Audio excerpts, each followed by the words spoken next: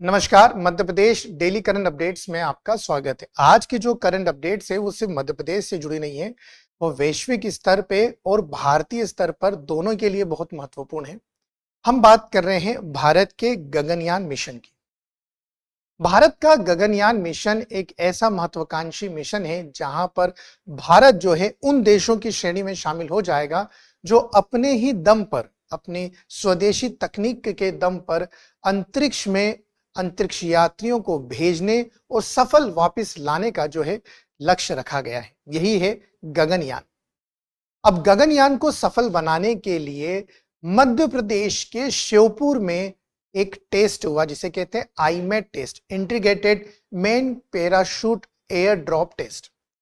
यह एक mock test था जिसमें जो कैप्सूल हमारे अंतरिक्ष यात्रियों को ले जाएगा, 4 अंतरिक्ष यात्री 3 दिन तक जो है अंतरिक्ष में 400 किलोमीटर की ऊंचाई पर रहेंगे और उसके बाद जब वो वापस भारत की तरफ आएंगे, मतलब धरातल की तरफ आएंगे, तो उन्हें सेफली सुरक्षित लैंड करवाने के लिए यह जो है integrated main parachute air drop test जो है टेस्ट किया गया और यह सफल भी रहा, जिसमें बारी बारी कर एक एक करके जो है पैराशूट ओपन होंगे।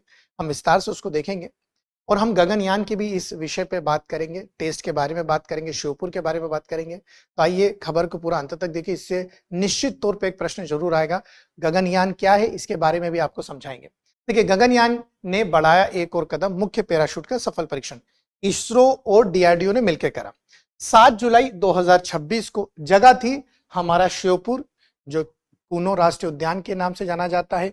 और यह श्योपुर जो है हमारे प्रदेश में इथोपिया के नाम से भी जाना जाता है, जिसे भारत का इथोपिया भी कहते हैं। अब यहाँ इसे नई पहचान मिलेगी। हवाई वितरण अनुसंधान एवं विकास संस्थान के द्वारा जो है आयोजित किया गया था।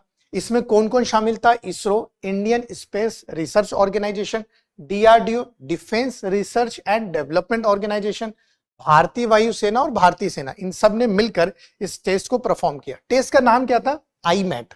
I for integrated, M for main parachute, A for airdrop and T for test. This is IMET test जो गगनयान को सफल बनाने के लिए किया गया था। गगनयान क्रू मॉड्यूल को सुरक्षित लैंड करने वाला टेस्ट था। अभी इसमें कोई भी क्रू मेंबर नहीं थे, पर क्रू के बरोबर जो है बाहर रखा गया था। कैसे किया?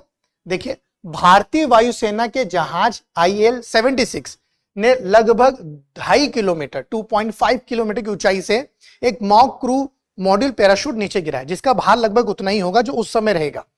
पहले निकासी पैराशूट बाहर आया, ठीक है, उसके बाद फिर ड्रॉग पैराशूट और उसके बाद 3 मुख्य पैराशूट एक एक करके बाहर आए और सेफली उसे लैंड करा गया। किस तरह से हुआ देखिए, आप चित्र में समझ सकते हैं कि सबसे पहले निकासी पैराशूट आया, फिर उसके बाद ड्रॉग पैराशूट आया, फिर लास्ट में जो 3 मुख्य पैराशूट थे वो खुले और जो मॉड्यूल था वो धीरे से, आसानी से, सुरक्षित तरीके से धरातल पर पहुंच गया। और यही हमें उस समय करना जब हमारे क्रू मेंबर उसमें होंगे। उद्देश्य क्या था?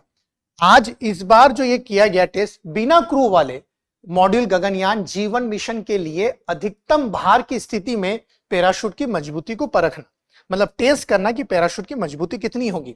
गगनयान क्या है? सबसे पहले तो आपके ऊपर क्वेश्चन आता है कि गगनयान क्या है। भाई, घोषणा इसकी कर दी थी मोदी जी ने 15 अगस्त 2018 को कि भारत भी उन देशों की सूची में सूचीबद्ध होगा जो अपने अंतरिक्ष यात्रियों को अंतरिक्ष में ले जाने में सक्षम होगा और वहां से वापस सुरक्षित लाने में भी सक्षम होगा। अगर हम ऐसा कर पाए तो हम रूस, यूएसए और चीन के बाद पूरे विश्व में चौथे ऐसे देश होने वाले हैं। गगनयान मतलब आकाश का वाहन कंप्लीट होने का लक्ष्य रखा था 2022। याद रखेंगे, शुरुआत 2018 15 अगस्त लाल किले से की गई थी घोषणा, 22 था, मगर कोविड के कारण यह लक्ष्य 2026 में पूरा होगा। इसरो का पहला मानव अंतरिक्ष उड़ान मिशन होगा। मतलब अगर हम इंडियन स्पेस रिसर्च ऑर्गेनाइजेशन की बात करें, हेडक्वार्टर इसका बेंगलुरु में है, तो वहां क्या अगर देखें कंसेप्ट, तो पहली बार हम मानव को ले जाने में सक्षम होंगे अगर गगनयान सफल हुआ। हमारा लक्ष्य जो है भारतीय अंतरिक्ष यात्रियों को अंतरिक्ष में भेजना, सुरक्षित वापस लाना। अगर सफल हुए तो भारत चौथा देश बनेगा।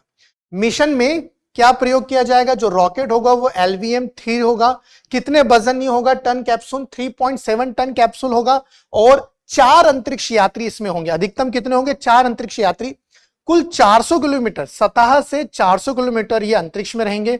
3 दिन का ये वहां पर समय बिताएंगे, सुरक्षित इन्हें वापस लेकर जो है धरातल पे लेकर आएंगे।